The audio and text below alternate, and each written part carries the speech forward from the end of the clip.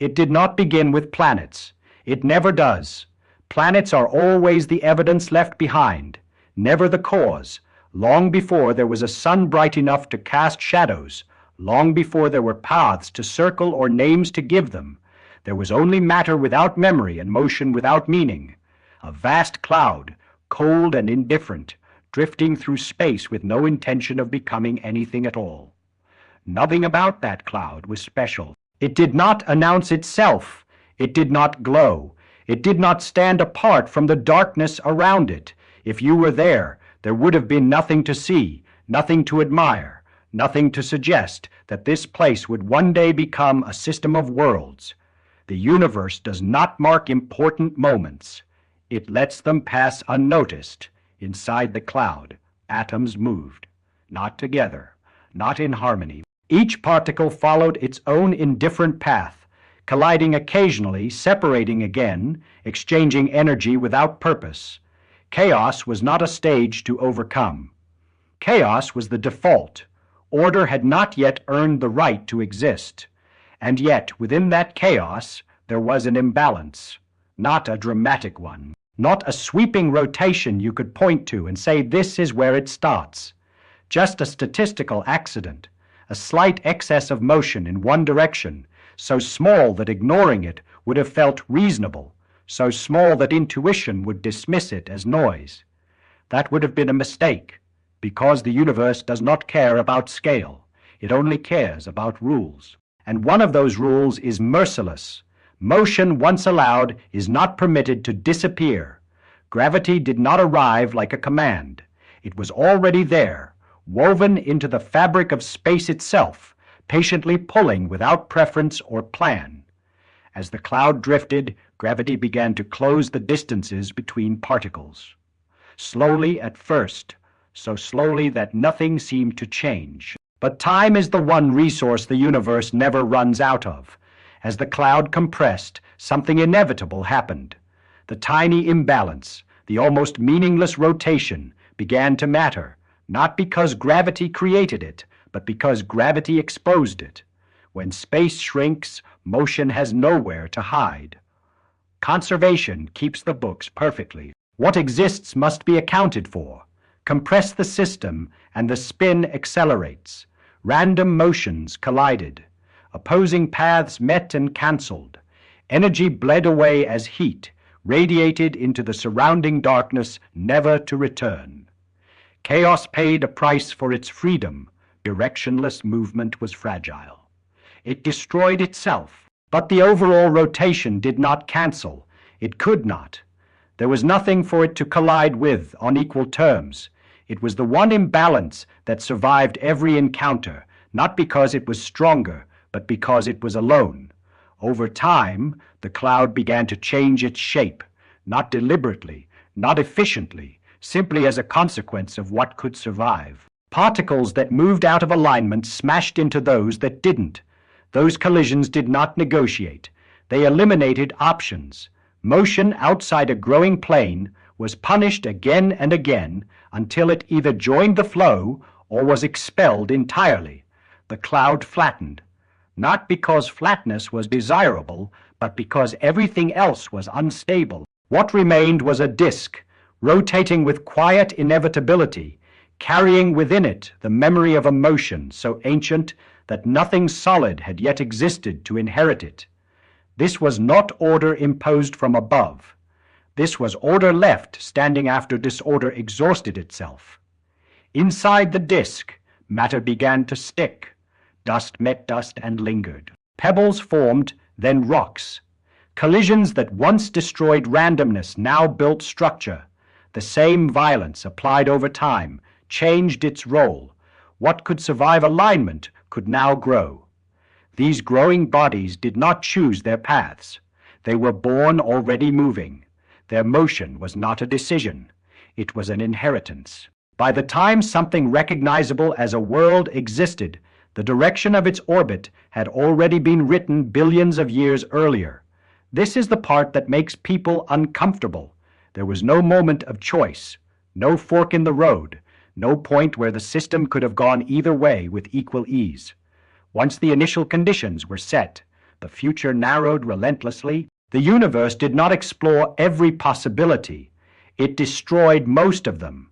What you see later as harmony is not cooperation.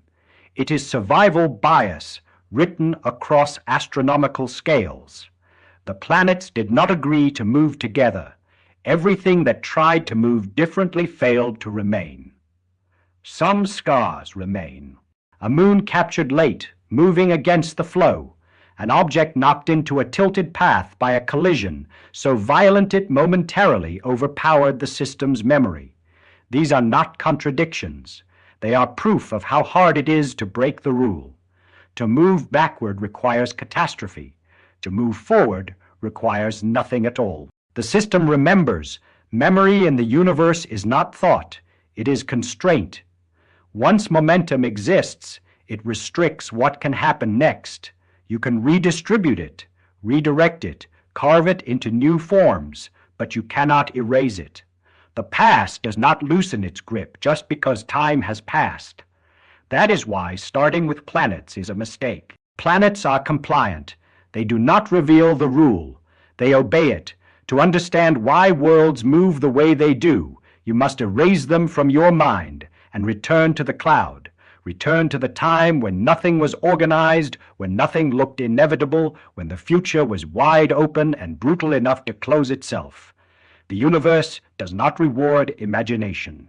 It rewards consistency. Every time the same conditions arise, the same outcome follows. Not because it is preferred, but because alternatives cannot endure. That is why this pattern repeats elsewhere. Around distant stars, the same disks form. The same flattening occurs. The same inheritance of motion passes quietly from cloud to world. No coordination, just rules being enforced without exception. What looks like elegance is just persistence. The planets circle their star, not because the universe wants beauty, but because beauty is what remains when instability has been erased thoroughly enough. The calm you observe today is the aftermath of violence, long forgotten by anything capable of remembering it. Nothing about this story is comforting. It removes intention. It removes purpose. It replaces them with inevitability, and yet it is honest. The universe does not choose a direction. It locks one in. Once locked, it protects it ruthlessly. Anything that disagrees must pay an enormous price to exist at all. This is not poetry. This is bookkeeping. And the books have never been wrong. The disk did not celebrate its stability. It did not acknowledge what it had survived. It simply continued, rotating in silence, enforcing its rules without awareness. Stability is not a reward in the universe. It is a condition that allows existence to continue. Inside that rotating plane, time changed its role. What had once been an enemy became an accomplice. Collisions no longer only destroyed. Now they assembled. Matter that shared motion could meet without annihilation. Direction made cooperation possible, not by kindness, but by compatibility. Small bodies grew larger. Larger bodies grew dominant. Gravity, once a background force, became selective. It favored mass. It rewarded accumulation. Objects that grew large enough began to sculpt their surroundings, clearing paths, stealing material, rewriting the local rules while never escaping the global ones. This is how hierarchy emerges, not through authority, but through inevitability. The largest bodies did not command the smaller ones. They constrained them. Their gravity bent paths, captured debris, forced alignment. Still, none of this altered the underlying direction. Even the most massive world could not overturn the memory of the disk that made it. Spin became layered. Worlds spun on their axes. Moons spun around worlds. Worlds spun around stars. Stars spun with the galaxy. Each level inherited motion from the one before it. Each level constrained by what could not be erased. Nothing reset. This is why the idea of randomness feels so tempting and fails so completely. Randomness exists, but it is temporary. It survives only until it encounters structure. Once structure appears, randomness is filtered. What fits remains. What does not is erased. The early system was violent beyond imagination. Impacts that would later be called catastrophic were routine. Worlds collided, fragments scattered. Energy was released in quantities that would dwarf anything witnessed later. And still, the system did not lose its direction. Violence did not break the rule. It reinforced it. Each collision was a test. Each encounter asked the same question again and again. Does this motion survive? Most did not. Those that did became the architecture of the future. This is why exceptions feel meaningful. A moon moving backward. These are not rebellions. They are survivors of extremely specific circumstances. They exist because the universe allows scars, not freedom. Freedom would require forgetting. Physics does not forget. The longer the system existed, the harder it became to change. Early on, a collision could rewrite everything. Later, the same collision barely left a mark. Stability compounds. Once enough mass shares enough motion, deviation becomes expensive. This is why late corrections are rare. The universe does not fine-tune. It commits early and lives with the consequences forever. By the time light from the young star began to dominate its surroundings, the story was already mostly finished. The paths were carved. The directions decided. The remaining chaos was cosmetic. From the outside, it looks peaceful. From within, it is relentless. The star at the center did not organize the system. It inherited it. Its spin matched the disk because the disk made the star as much as the star made the disk. Cause and effect blur when everything forms together under the same constraints. Nothing stands apart. This is the mistake behind almost every intuitive explanation. People isolate objects that were never isolated. They ask why planets behave this way as if planets were independent actors. They were never free to behave otherwise. Independence is rare in a universe governed by conservation. What you observe today is not balance. It is exhaustion. The system exhausted its alternatives until only one large-scale behavior remained viable. That behavior now looks intentional simply because it is consistent. Consistency masquerades as purpose when viewed from the wrong angle. There is no preference for clockwise or counterclockwise. Flip the initial imbalance and the entire system would mirror itself perfectly. The laws would not object. The outcome would feel just as inevitable. Meaning is not encoded in direction. Only history is. This is why observation matters more than explanation. The pattern is not subtle. It is overwhelming. Almost everything moves together. Almost everything shares a plane. Almost everything remembers the same past. Almost that word matters because perfection would imply force. Imperfection implies process. The universe enforces rules, not outcomes. When you see rare deviations, you are seeing the limits of enforcement, not its failure. The system allows damage. It does not allow amnesia. Across vast distances, the same story unfolds. Other clouds collapse. Other disks flatten. Other worlds inherit motion they did not choose. There is no communication between them, no coordination, no shared plan, only shared physics. This repetition is not coincidence. Coincidences do not scale. They do not repeat across light years and epochs. When a pattern appears everywhere under similar conditions, it is not chance. It is law revealing itself. The universe does not explain itself in narratives. It explains itself in consequences. If you want to understand why things move the way they do, stop asking what they want. Ask what they are allowed to forget. The answer is almost nothing. Motion persists.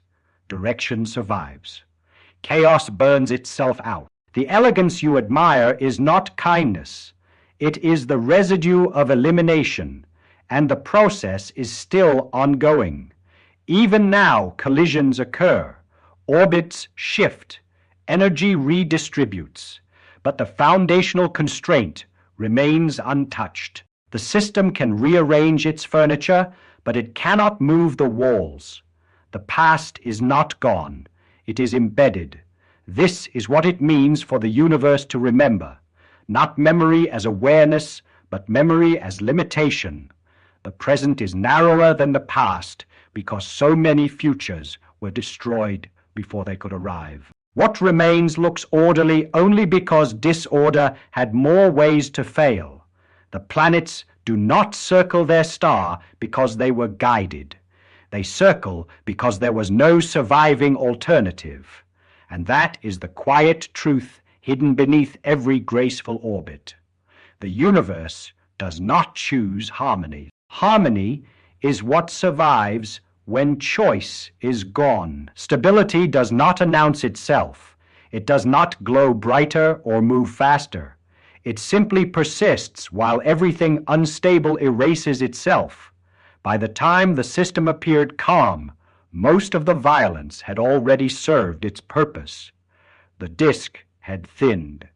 The largest bodies had claimed their dominance. The debris that remained either fit the pattern or would not last long enough to matter. But persistence is not the same as stillness. Within the ordered motion, tension always exists. Gravity never sleeps. Every planet pulls on every other. Every moon negotiates its path through invisible forces. The system breathes in subtle oscillations, slight shifts, tiny corrections unfolding over millions of years.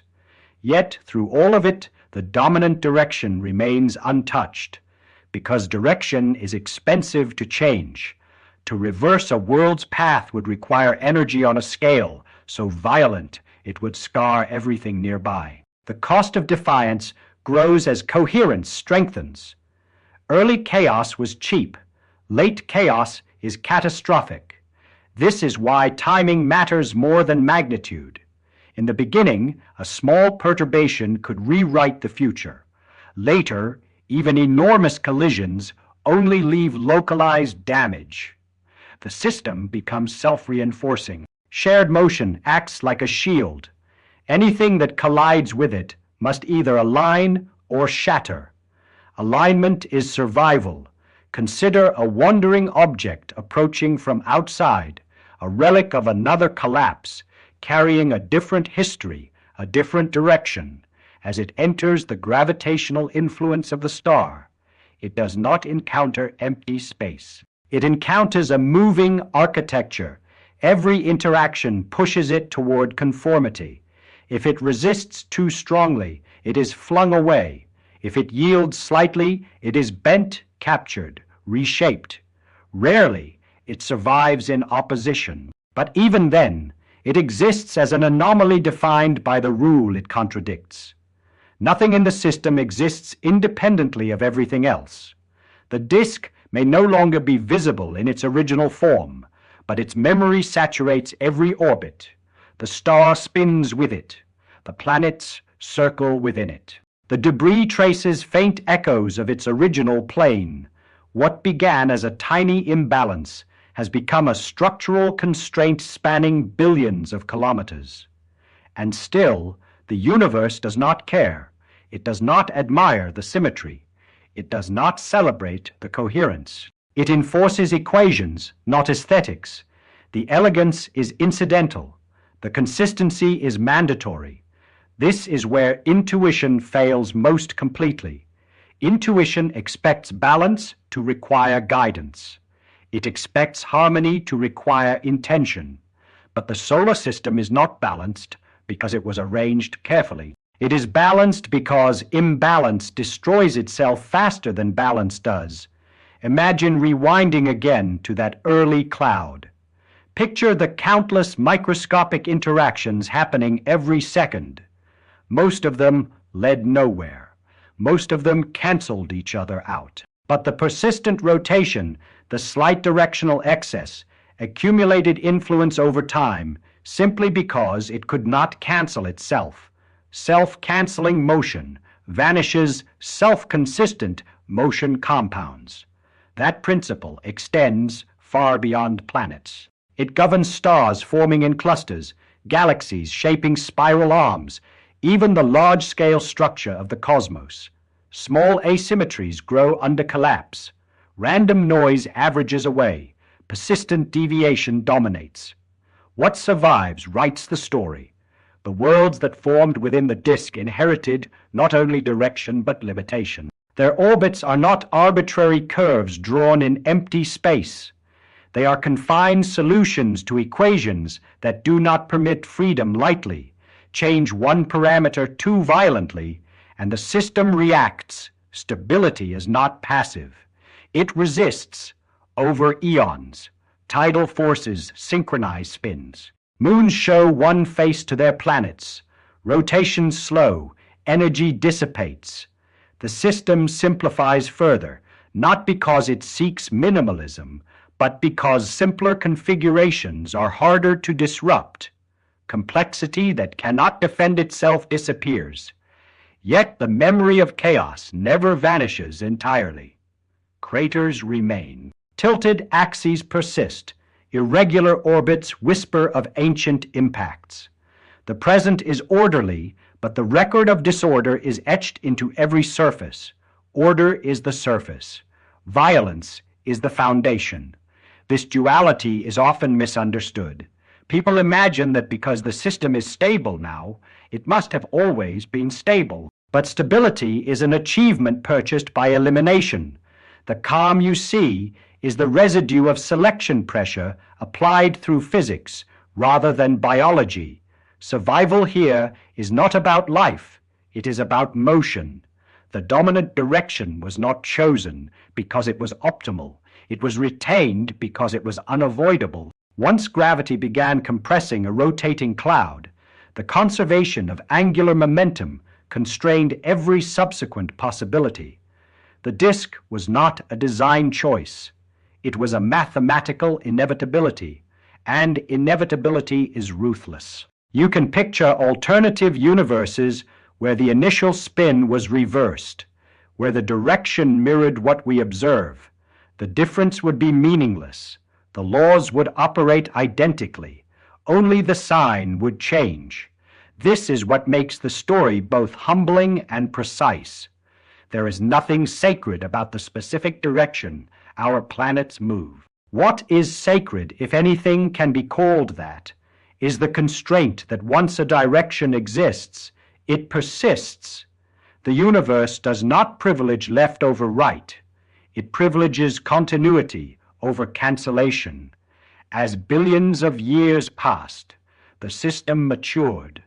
Gas dispersed.